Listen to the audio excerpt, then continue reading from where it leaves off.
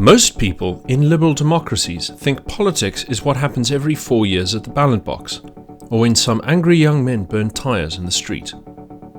Nowadays we have social media, which demands very little of people, and activism may involve as little as spreading a hashtag or liking a post. These do nothing and guarantee temporary satisfaction. Wealthy individuals can bribe officials or lobby politicians for the change they want to see. But you can't, because you are an ordinary citizen.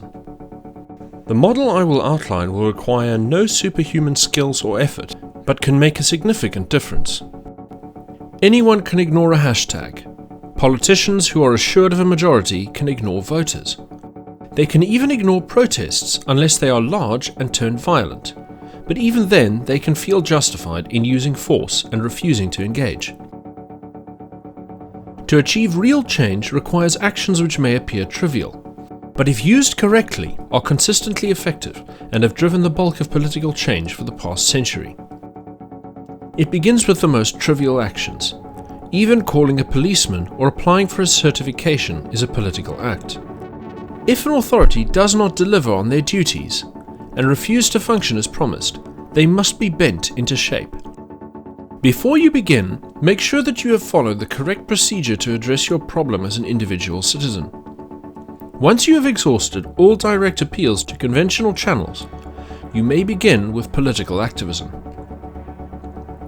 This may seem fruitless, but it is necessary to go through the motions, because otherwise, at any stage of the game, the authority may point out this failure and kick you back to square one, and all momentum will be lost.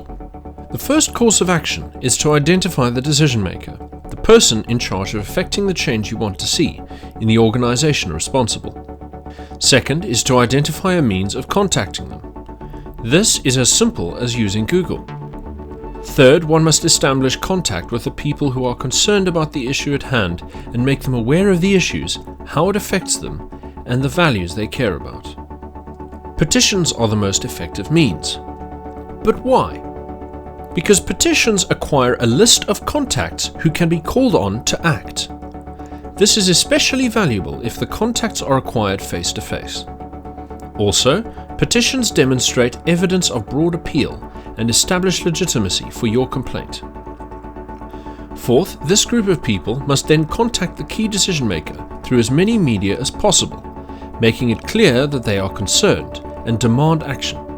They must not use abusive language, slurs or threats, but instead firmly and politely state their concerns and demand action or a statement from the figure in question. Public statements, such as a reply to any of these letters, phone calls, emails or texts, can be used either to demonstrate dereliction of duty and pour public shame on the official, or to elicit a promise to act, which can be followed up on and enforced. In pursuing decision makers' responses in this fashion, one must begin with the lowest decision maker and make one's way to the top. As an activist, you will have to interact with these figures multiple times, and so building a friendly rapport is key to securing influence over their decision-making capacity.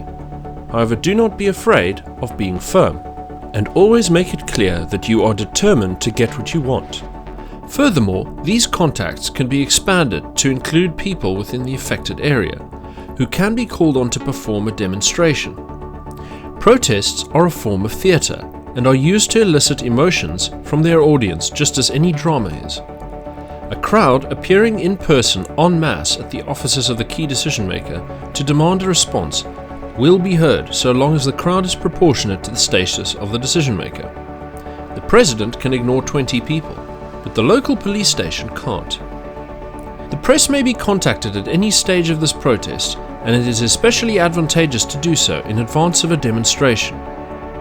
Where peaceful protest fails, fundraising begins, and legal action can be pursued.